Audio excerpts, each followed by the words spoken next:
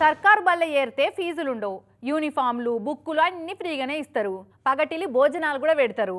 ఇంత మంచి సవలతులున్నాక ఎందుకు చేరరు అనంటే ఆ అంగట్ల అన్నున్నా అల్లున్నోట్ల శనున్నదన్నట్టు అన్ని సవలతులున్నా స్కూల్కు కావాల్సిన క్లాస్ రూమ్లే సక్కగుంటలేవు. పోని ఉన్న పెచ్చులూసి ఎప్పుడు నెత్తులు వలుగుతాయో అన్నట్టు గట్టిగా వాన కొడితే షవర్ బాత్ చేయగలిగేటట్టు గురిసే స్లాబులున్నాయి. ఇక చూడరాదుర్రి, రంగారెడ్డి జిల్లా షాద్నగర్ సిటీ సెంటర్లో ఉన్న ఈ చిన్నబడి పరిస్థితి ఎంత దారుణం ఉందో. నిన్ననే కాదు, షాద్నగర్ సిటీ ఆర్టీసీ కాలనీలో ఉన్న ప్రైమరీ స్కూల్లో 25 మంది పిల్లలను ఏర్పించిండు అక్కడి ఎమ్మెల్యే వీర్లపల్లి శంకర్ సారు అని ఒక వార్త చెప్పుకున్నాం. అయితే వార్త చెప్పి మురిసినంతసేపు అన్నమాటలే. అదే షాద్నగర్ సిటీలో ఉన్న అంబేద్కర్ కాలనీలో ఉన్న ఈ ప్రైమరీ స్కూల్ పరిస్థితి ఎట్లుందో.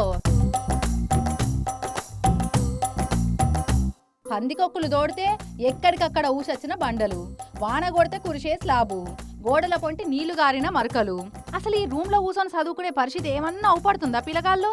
ఇక ఈ సక్కదనాల బడిలా బండల కింద పిల్లగాళ్ళతో పాటు మేం కూడా చదువుకుంటామన్నట్టే పాములు తేళ్లు మెట్ట పెడుతున్నాయట.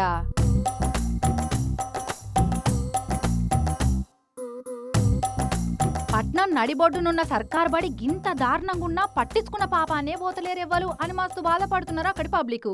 ఇక ఇట్లుంటే బడి బాట కాదు బంగారి బాట అని పేరంటం పెట్టి బతిలాడినా ఎవ్వరన్నా పిల్లగాళ్ళను బల్లె ఏర్పిస్తుండొచ్చునా? అసలు ఈ ముచ్చట నిన్న బల్లె పిల్లగాళ్ళని చేర్పించిన ఎమ్మెల్యే శంకర్ సారు కూడా తెలియనట్టున్నది. తెలిస్తే ఊకుంటుండేనా?